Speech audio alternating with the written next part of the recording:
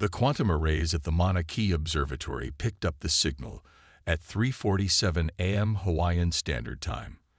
Dr. Elena Santos had been half asleep at her desk, reviewing data from the new Deep Space Detection System, when her screens lit up with activity. The signal was unlike anything humanity had ever encountered, a precise, repeating pattern that defied natural explanation. Within hours, observatories worldwide confirmed the finding. 3 objects, each roughly the size of Manhattan, had entered the solar system. They were decelerating in a way that violated known physics, bleeding off impossible amounts of speed without any visible propulsion. Humanity had its first definitive proof of intelligent alien life. The global response was surprisingly measured. Decades of scientific speculation, science fiction, and cultural preparation had somewhat cushioned the psychological impact. World leaders called for calm while hastily assembling the unified response team. Dr. Santos found herself suddenly promoted from radio astronomer to humanity's lead scientific representative for first contact. The aliens made their first broadcast 3 days after detection. They identified themselves as representatives of the Galactic Assembly, a coalition of spacefaring species that maintained order across 20,000 light-years of space. Their message was diplomatic but direct. Earth had been under observation for decades, and humanity had reached a developmental stage requiring official contact. "We come in peace and friendship," the transmission concluded, "to welcome humanity into the greater galactic community." Dr. Santos studied the translated message in the newly established First Contact Center beneath the Rocky Mountains. Something about the aliens' careful wording bothered her. "They're being too diplomatic," she told General Sarah Chen, her military counterpart, "like they're handling a potentially dangerous situation." The general nodded, her expression thoughtful. "I noticed that too. Their ships have maintained position just beyond Mars' orbit, close enough to reach us quickly, far enough to react if we prove hostile." Classic tactical positioning. The Assembly's delegation arrived 2 weeks later in a smaller vessel, landing at a specially prepared facility in neutral Switzerland. The aliens called themselves the Oryx, crystalline beings that communicated through patterns of light and color rippling through their translucent bodies. Their leader, Administrator Valsep, stood nearly 3 meters tall, its faceted form refracting sunlight into rainbow patterns across the meeting room. The first several days of diplomatic exchange went smoothly. The Oryx shared carefully curated information about galactic society, technology, and culture. They expressed particular interest in human biology and evolution, requesting detailed medical and genetic data for cultural exchange purposes. Dr. Santos was reviewing the latest data exchange when she noticed a pattern. The Oryx had asked for the same information multiple times in slightly different ways, all relating to human adaptability, cellular repair, and stress response. She cross-referenced their questions with the medical data they'd shared about other species. The revelation hit her like a physical blow. Humans weren't just different from the assembly species. We were impossibly resilient by their standards. Our ability to survive radiation, temperature extremes, and environmental toxins would be considered superhuman among their peoples. She was composing an urgent message to General Chen when the facility's alarms began blaring. The Oryx delegation had received new orders from their fleet. Administrator Valsep's crystalline form pulsed with patterns that the translators interpreted as regret and concern. "We apologize for the deception," Valsep announced, its colors shifting to deep, serious tones. "We had hoped to find a peaceful solution, but our detailed scans confirm our worst fears. Your species has developed along an evolutionary path that the Assembly cannot permit to enter the wider galaxy." "What do you mean?" Dr. Santos demanded, even as security forces moved to secure the room. "Your kind evolved on what we classify as a death world, a planet so hostile that it should not support complex life. Instead of dying, you thrived. Your bodies adapt to poisons, repair radiation damage, and survive physical trauma that would kill any civilized species. Worse, you deliberately seek out challenges and adapt to overcome them. The Assembly has encountered such species before. They invariably destabilize galactic society. The administrator's form pulsed with what might have been genuine sadness. For the greater good, humanity must be contained. Your development will be limited to Earth under our supervision. Resistance would be unfortunate. General Chen's voice was steel hard as she replied. And if we refuse this containment, then we will be forced to demonstrate why the Assembly has maintained peace for 50,000 years. Valsep's colors shifted to warning patterns. Your species is remarkable, but you are centuries behind us technologically. A war would only result in unnecessary suffering. The general smiled, but there was no warmth in it. You know, for an advanced species, you've made a serious miscalculation.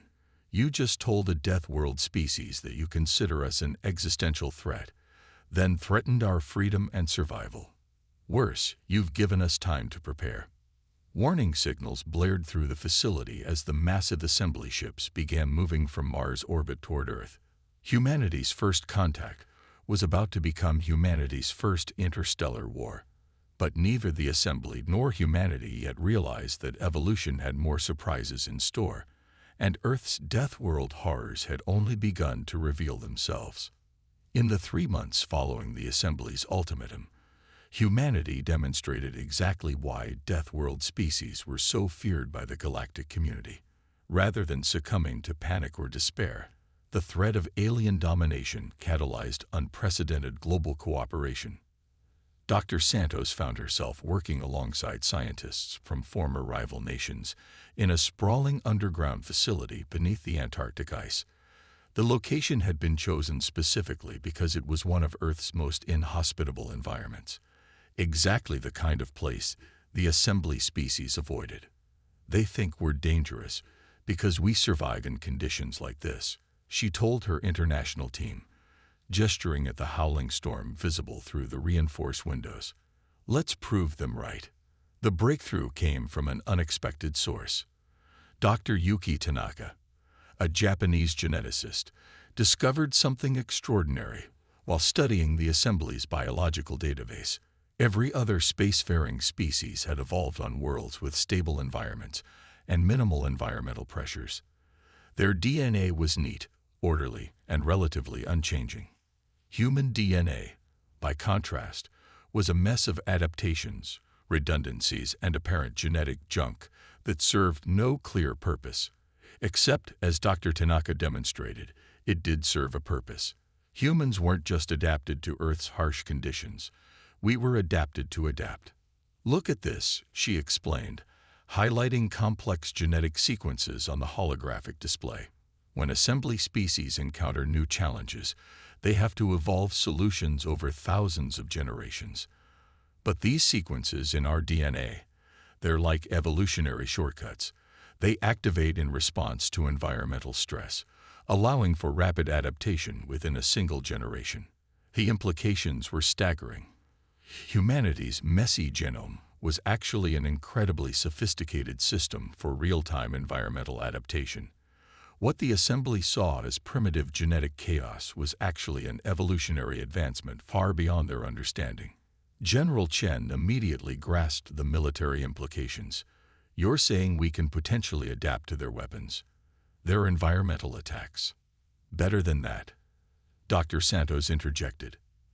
The very things they might use against us, radiation, pressure changes, chemical agents, could actually trigger accelerated adaptation. They'll make us stronger. The discovery energized humanity's preparation efforts. While the Assembly ships maintained their threatening positions near Earth, humans began pushing their adaptive capabilities to new limits. Special Forces teams trained in environmental chambers that replicated alien atmospheric conditions. Scientists developed treatments to safely trigger and direct adaptive responses. But the Assembly wasn't idle. Their ships deployed automated probes to study Earth's defenses, leading to a series of tense skirmishes in orbit. Each encounter revealed more about their technological capabilities and their limitations. They rely entirely on their technology to survive space, Dr. Santos observed, studying footage of an alien probe recovery operation. Their environmental suits aren't redundant like ours. They don't have biological backup systems. One failure means death. This vulnerability shaped humanity's defensive strategy. Rather than trying to match the Assembly's superior technology directly, Earth's militaries developed weapons that targeted environmental systems. They also began adapting their own technology to work in conjunction with human biological resilience, rather than trying to overcome environmental challenges purely through engineering. The Assembly noticed these preparations. Their next communication came as a warning, delivered through automated channels rather than risking direct contact. Your species continues to demonstrate exactly why you must be contained, the message stated. In mere months, you have begun adapting your warfare capabilities to target our civilized species' biological requirements. This aggressive development cannot be permitted to continue. The response came not from any government, but from a public channel broadcasting on all frequencies. A group of children in New Delhi, practicing in one of the new environmental adaptation chambers, had achieved tolerance to atmospheric conditions that would kill an assembly species instantly. They were singing songs in their modified atmosphere, demonstrating that what the assembly considered a lethal environment was now a space for human play. The assembly's response was immediate and dramatic. Their ships began moving into attack positions, no longer hiding their military capabilities. Scans detected weapons powering up, planet killer-class armaments designed to end the threat of Earth permanently. But even as humanity braced for war, Dr. Santos and her team made one final discovery about human adaptation.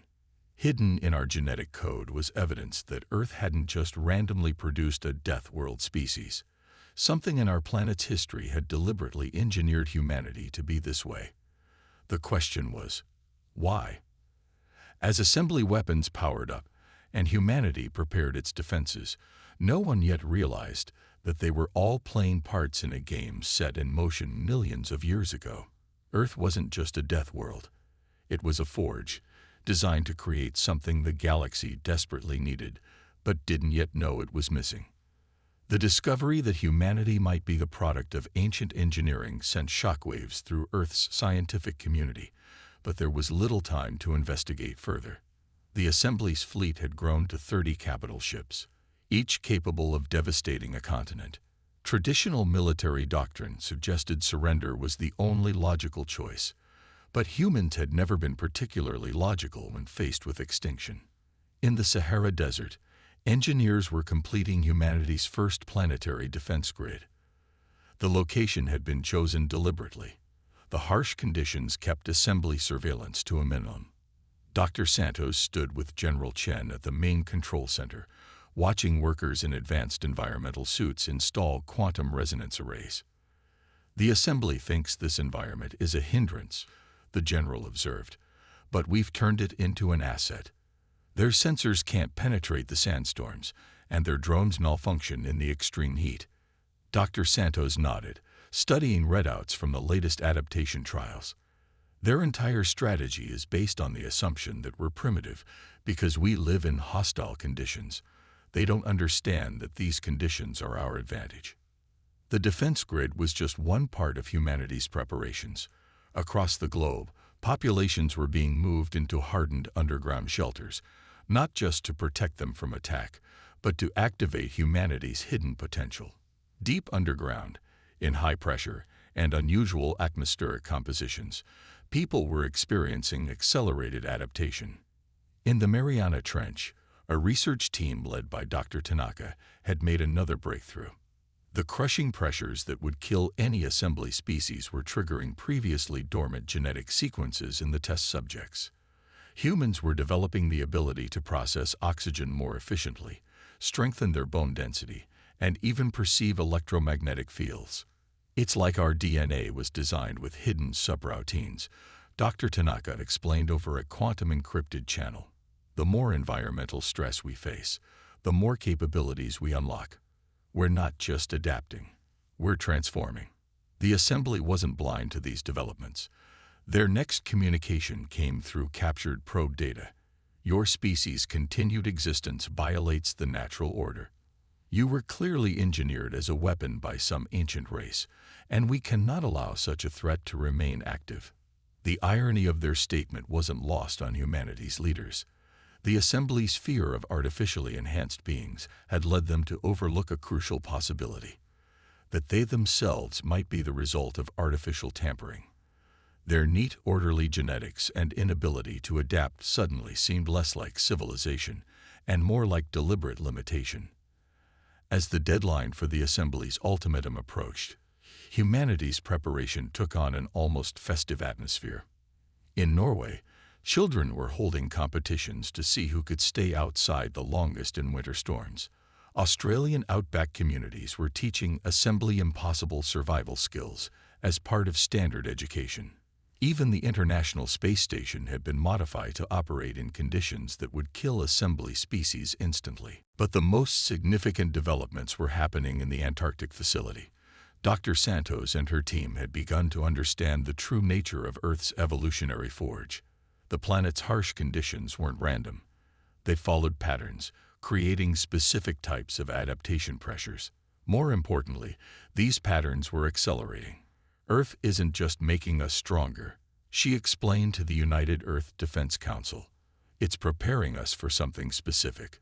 These adaptations, pressure resistance, radiation processing, electromagnetic sensitivity, they're not just survival traits. They're specialized capabilities we'd need to interact with something the Assembly can't even perceive. General Chen's expression was thoughtful as she studied the latest orbital scans. The Assembly ships have started moving into attack formation. Whatever Earth is preparing us for, we're running out of time to discover it. The Assembly's final warning came just as the defense grid went fully online.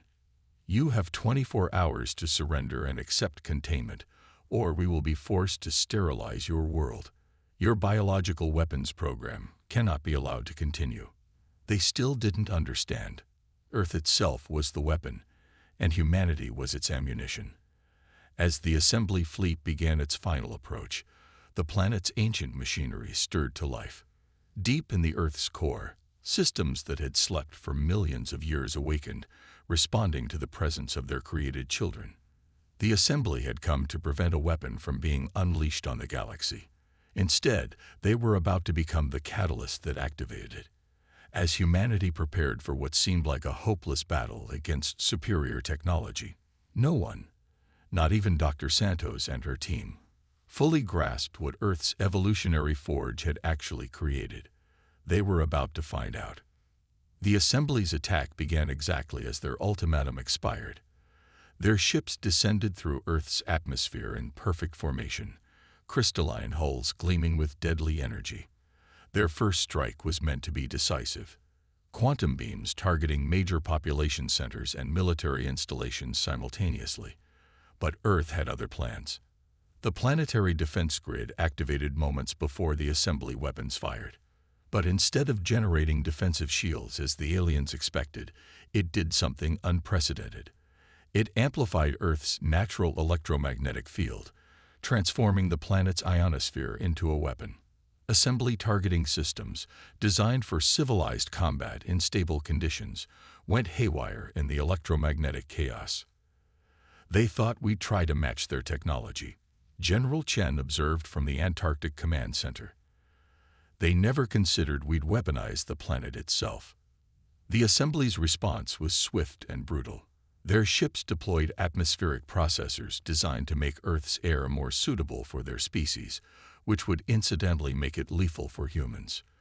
But this was exactly the kind of threat humanity had been preparing for. Around the globe, people retreated into the adaptation chambers built deep underground.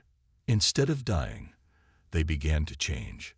Within hours, humans were emerging with enhanced lung capacity and the ability to filter toxins directly from the air. Earth's hidden genetic programs were activating exactly as designed. Dr. Santos monitored the transformations with a mixture of awe and scientific fascination. Every weapon they use against us triggers new adaptations. It's like Earth engineered us with countermeasures to every possible alien technology. The battle raged across every environment Earth had to offer. In the oceans, assembly ships found their sensors blinded by bioluminescent organisms that had suddenly developed quantum disruption properties. The Amazon rainforest evolved toxic defenses that could melt through alien environmental suits. Even the bacteria in Earth's soil began producing compounds that interfered with assembly technology. But the aliens still held overwhelming technological superiority. Their ships began targeting Earth's core with weapons designed to destabilize planetary magnetic fields. They expected this to disable the planet's natural defenses. Instead, it triggered something unprecedented. Deep beneath the Antarctic facility, Dr. Santos and her team detected massive energy readings. The core isn't just a molten ball of metal, she realized, studying the impossible data. It's a machine, the most sophisticated piece of technology we've ever encountered. As the assembly weapons struck Earth's core, ancient systems began powering up. The planet's magnetic field didn't collapse, it transformed. Patterns of electromagnetic energy began pulsing through the planet's crust, following designs laid down millions of years ago. The effect on humans was immediate and stunning. People across the planet reported sudden awareness of electromagnetic fields, ability to perceive quantum states, and even direct neural communication with Earth's defense systems. Humanity wasn't just adapting anymore. They were connecting to systems that had been waiting for them to reach this stage of development. This is what Earth was preparing us for, Dr. Santos broadcasted globally. We're not the weapon. We're the control system. Earth itself is the weapon, and it's been waiting for pilots who could survive interfacing with it. The assembly fleet faltered as they realized the true scope of what they faced. Their sensors detected energy readings that defied their understanding of physics. The planet's magnetic field was forming structures that seemed to exist in multiple dimensions simultaneously, and humanity was learning to direct these forces with intuitive precision. Military bases transformed into neural interface centers, allowing humans to coordinate with Earth's defense systems. The planet's natural phenomena, storms, tectonic activity, electromagnetic fields, became extensions of human will.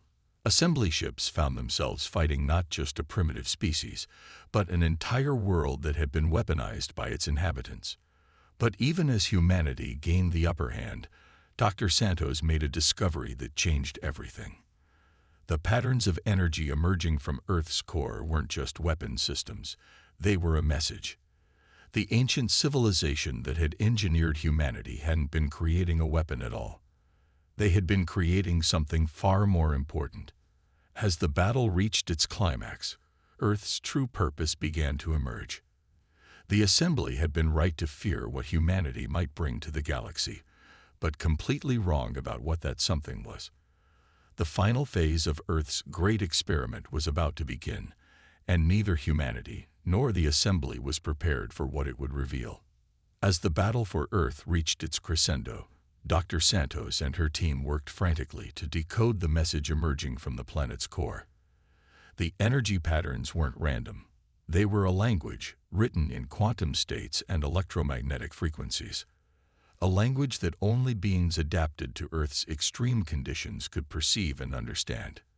"It's not just a message," she announced, her voice trembling with the implications. "It's instructions. Earth isn't a weapon. It's an incubator. And we're not the weapon.